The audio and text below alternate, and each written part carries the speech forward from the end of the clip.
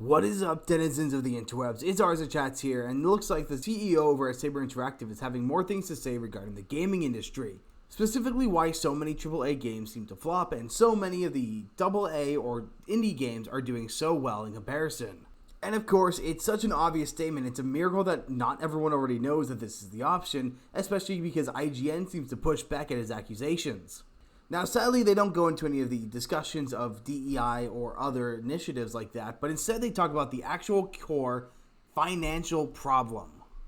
So like, subscribe, and let's get into this. And most of this is coming over from IGN. Warhammer 40k Space Marine 2 dev says big budget games are failing in part because of teams are overscoping their projects, written by Wesley Ian Poole. This article kicks off by mentioning Concord, Suicide Squad Kills of Justice League, Star Wars Outlaws, and Final Fantasy XVI. All games which cost at least $200 million, if not upwards of $400 million to produce. It mentions that the list of big budget video games failures are growing larger with each passing month. Now, one thing that this writer then credits Space Marines 2 with as the reason why they succeeded is because of how much care there is in the 40k brand, stating that it is carefully managed by Games Workshop. And well, not managed well because they keep hemorrhaging users month in and month out. Pools then also goes and blames it on saying, into genres some say gamers had long since moved on from. And of course, as hopefully you all remember, that was the main defense used in regards of Concord. But I would like to remind you that at the same time Concord's open beta launched on Steam for free to play, Marvel Rivals closed beta had launched as well. And while Concord's open beta struggled to cross 2,000 players, Marvel Rivals closed beta had quickly surpassed 50,000 concurrent players. So this argument that it's about genre is and has always been wrong. If someone can revolutionize or just improve upon the genre, people are going to play it.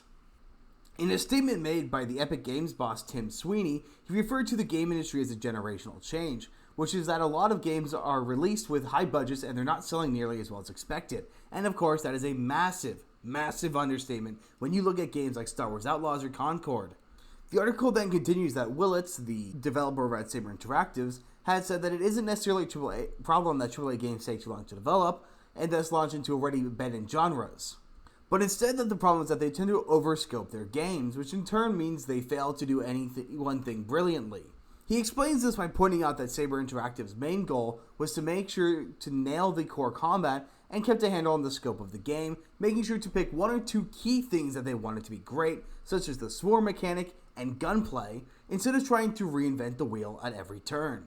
Since so many of these major flops that we've been getting are trying to completely change everything, doing nothing to save expense or really trying to be awesome at anything, instead just trying to be new.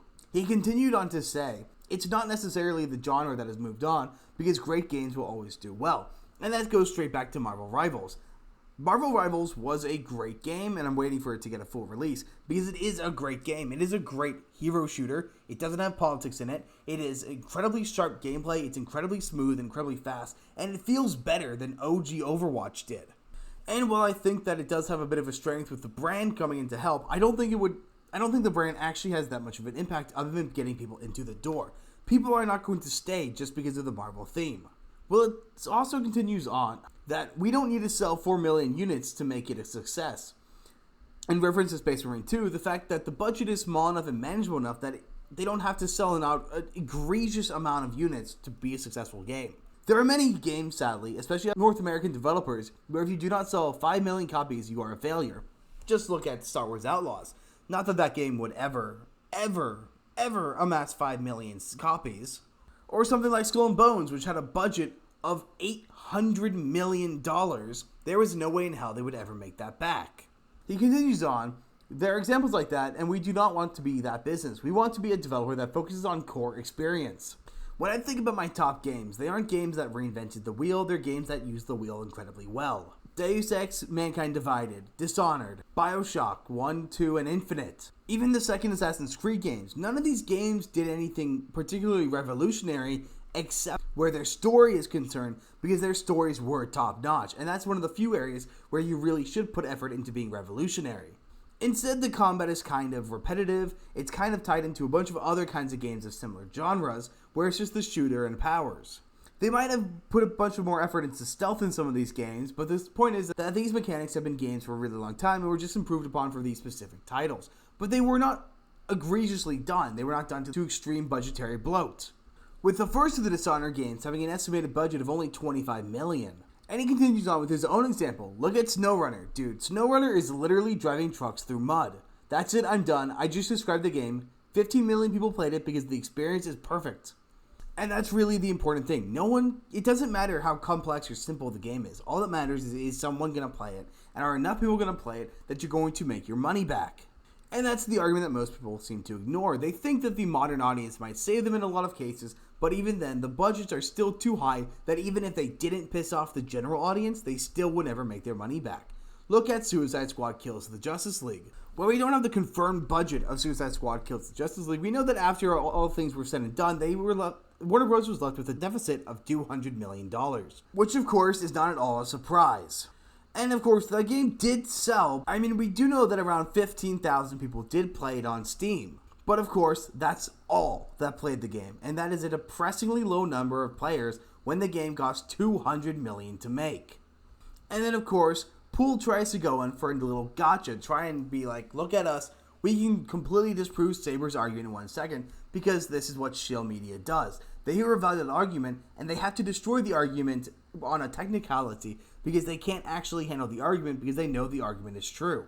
Even with Willett's overscope argument in mind, there are exceptions to the rule. Consider Larian's Baldur's Gate 3, which was in the works for around 6 years before its record-breaking launch in 2023, predominantly single-player and with a Rockstar-level nonsense for scope, as one developer put it. Now, it's a weird comment to make because we know for a fact that Willett said that time spent on the game isn't the problem, it's the budget. Now, while we don't know exactly how much Baldur's Gate 3 costs to make, we do know that there are estimates that put the game at over $100 million, but under $200 million, which is in the same approximate range of that of Space Marine 2's budget of around $100 million in estimation.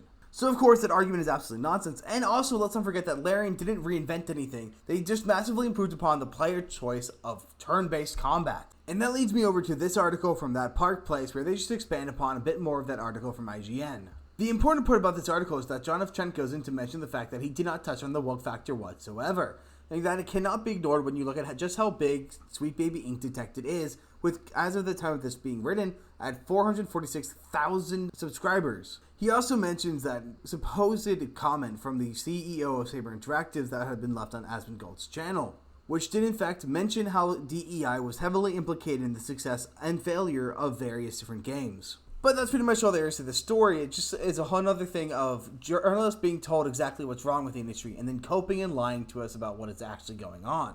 Willis is 100% correct that the number one problem is bloat. You can make the wokest piece of shit game you could ever even comprehend of making, and it will be perfectly fine if the budget is made accordingly.